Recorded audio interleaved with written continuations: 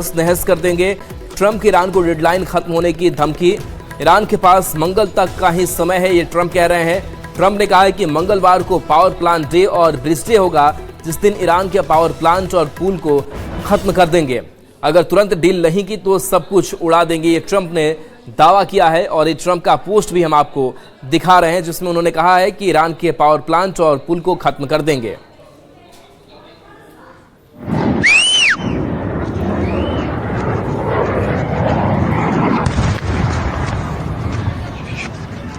और देखिए, ट्रंप की धमकी के बाद ईरान ने सख्त पलटवार किया है। ईरान के विदेश मंत्रालय के प्रवक्ता ने कहा है कि अगर ईरान के बुनियादी ढांचे पर कोई हमला हुआ तो जवाब में अमेरिका की ग्लोबल एसिड्स और उससे जुड़े तेल ऊर्जा केंद्रों को निशाना बनाया जाएगा। ईरानी बयान के मुताबिक यह जवाब उसी स्तर का होगा जैसा हमला किया जाएगा। इस बयान में साफ कहा गया है कि ईरान किसी भी हमले को बिना जवाब नहीं छोड़ेगा।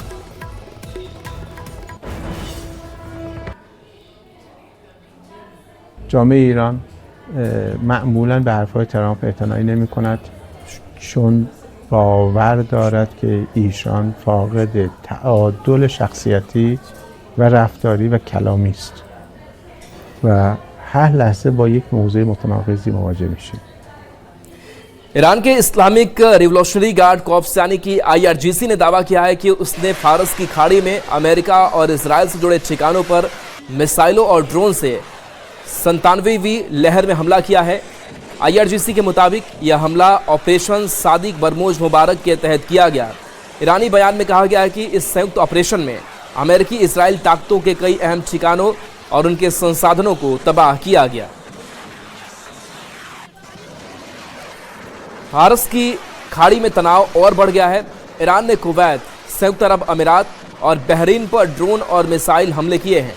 इन हमलों में सीधे तौर पर एनर्जी इंफ्रास्ट्रक्चर को निशाना बनाया गया।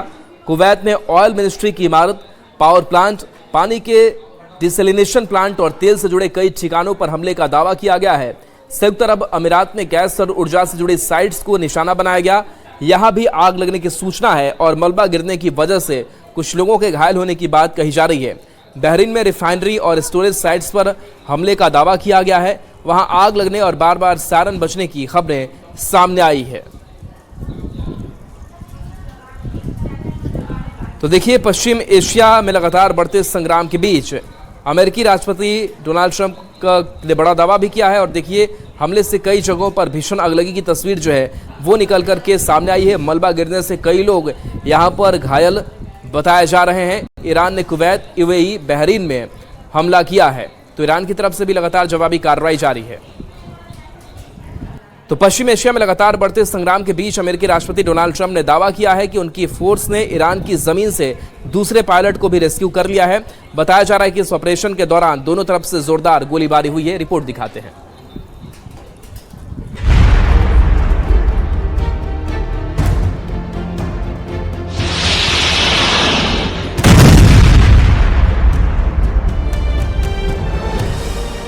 ईरान की जमीन, अमेरिका का ऑपरेशन, दो पायलट को बचाने की जंग,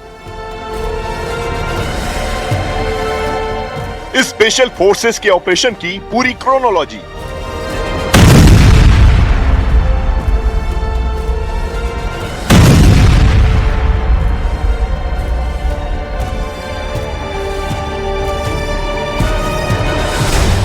पश्चिम एशिया में चल रही जंग अब सिर्फ मिसाइल और एयर स्ट्राइक तक सीमित नहीं रह गई है, बल्कि ये अब हाई रिस्क रेस्क्यू ऑपरेशन की जंग बन चुकी है।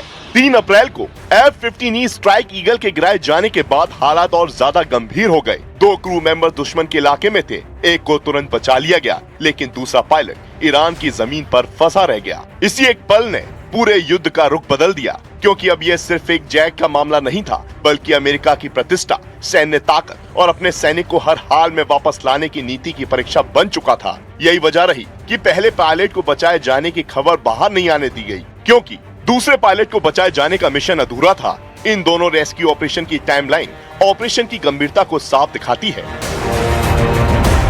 3 अप्रैल ईरान ने F-15E जेट को मार गिराने का दावा किया। दोनों क्रू मेंबर्स इजेक्ट हुए, एक को तुरंत रेस्क्यू कर लिया गया, लेकिन दूसरा पायलट दुश्मन के इलाके में रह गया। 4 अप्रैल अमेरिका ने बड़े स्तर पर सर्च ऑपरेशन शुरू किया।